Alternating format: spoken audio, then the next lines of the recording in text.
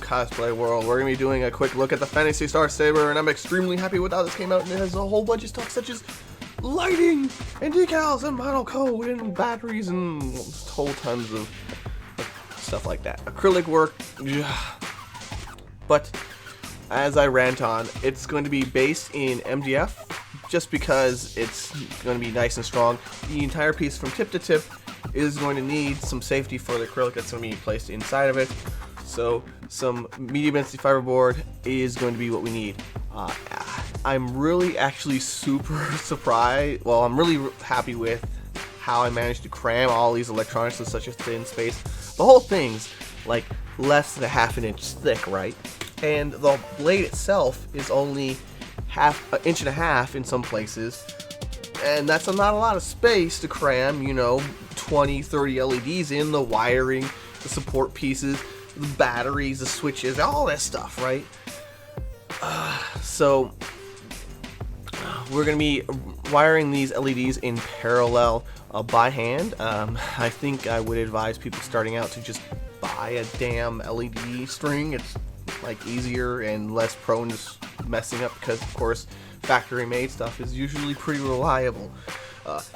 I had to test and retest and make sure everything was fine over and over again, just to be sure that once it got into the customer's hands, something somewhere along the lines didn't short out, because of course it would be a nightmare to open it up and trying to figure out exactly where that short would be. The guard and a lot of details are going to be made out of PVC sheeting there, and we're going to be coating a lot of it in monocoat.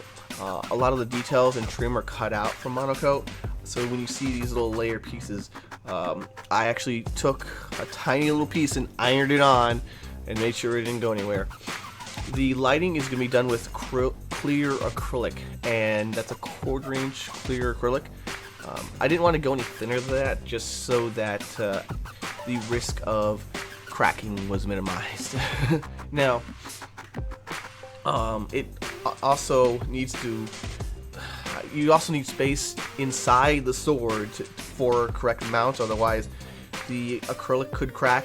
You need enough space between the edge of the plastic and the hole in which you're mounting the acrylic, and enough space in the wood that the pins don't rip out almost immediately. So getting all of that crammed in one space is something I'm extremely happy about.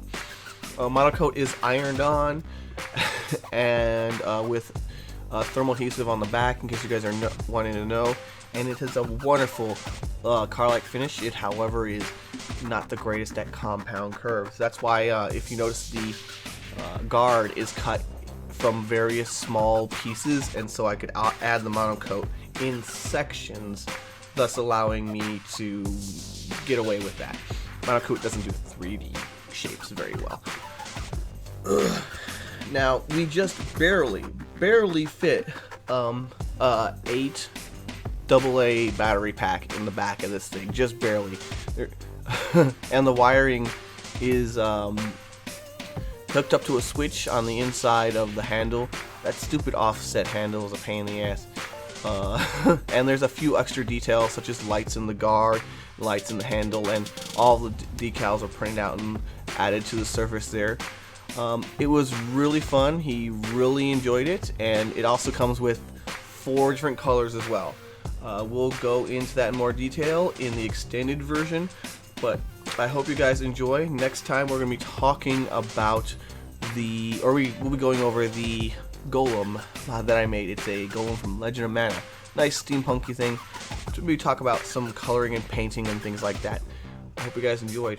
Good times to all. Hurrah! For the extended version of this tutorial, go to finalcosplaycore.com and check out the info there. Thanks for your support.